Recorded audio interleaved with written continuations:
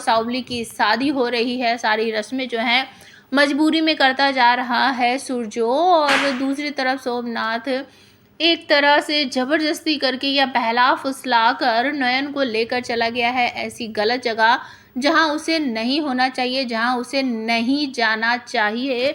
और सोमनाथ बहला फुसला कर ले जाता है और वो कहता है कि यहीं पर सूरजो बाबू हैं, क्योंकि वो डॉक्टर हैं और यहाँ पर इतने सारे लोग जो हैं वो उनकी सेवा करते हैं, उनका मुफ्त में इलाज करते हैं। नयन को शक तो हो रहा है कि अजीब सी जगह है, अजीब सी लाइटें लगी हुई है, यहाँ पर इतनी सारी भीड़ क्यों है, इतनी सारी औरतें क्यों हैं, इतने सारे आदमी क्यों हैं, और इनका बर्ताव कुछ अजीब सा है। यहाँ पर एक भी मूर्ति भगवान या देवी देवता की नहीं है। सूरजो बाबू तो मुझे ऐसा लग रहा है बहुत अच्छे हैं, लेकिन ये जगह मुझे बिल्कुल भी पसंद नहीं आ रही है। सावली की आत्मा जिस शरीर में है, उस शरीर की जो आत्मा है वो बार बार रही है, इशारा कर रही है, रो कर दिखा रही है, मना कर रही है कि तुम्हें यहाँ नहीं आना है नयन। लेकिन नयन को तो ऐसा लग रहा है कि पता नहीं ये लड़की कौन है, जहाँ भी मैं जाती हूँ ये लड़की वहीं पहुँच जाती है। वो मना करने के बाद भी ऊपर सीढ़ियों पर चढ़ रही है। सोमनाथ कहता है अरे वहाँ क्यों खड़ी हो, जल्दी से आओ ना। एक तरह से सोमनाथ बहुत अच्छा बन गया है, क्योंकि उसने अपने दोस्तों के साथ मिलकर थोड़ी सी हाथापाई करी नयन के सामने कि मैं तुम्हें बचा रहा हूँ और ये तुम्हें ज़बरदस्ती करके पकड़ के ले जा रहे हैं।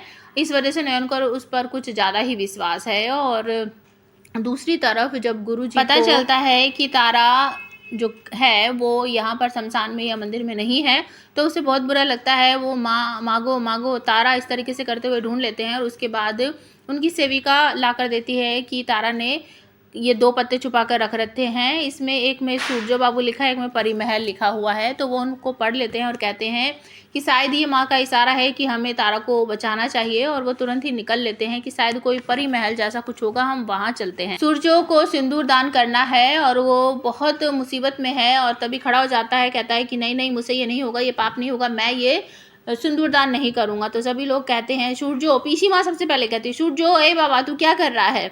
तो गुरुजी घर के अंदर आते हुए ये सुन लेते हैं और तभी कहते हैं कौन है सूरजो यहाँ पर, मुझे बताओ कौन है सूरजो। अपकमिंग एपिसोड का एक नया प्रोमो लॉन्च हुआ है जिसमें दिखाया जा रहा है कि गुरुजी वो दोनों पत्ते सूरजो को दिखाते हैं और बताते हैं हमने एक लड़की को बचाया था जिसका नाम तारा है और उसी के पास ये दोनों पत्ते मिले हैं, जिसे देखकर सारा परिवार चौंक जाता है। तो क्या सूरजो अपनी नयन तारा को ढूंढ लेगा? प्लीज़ कमेंट करके ज़रूर बताना।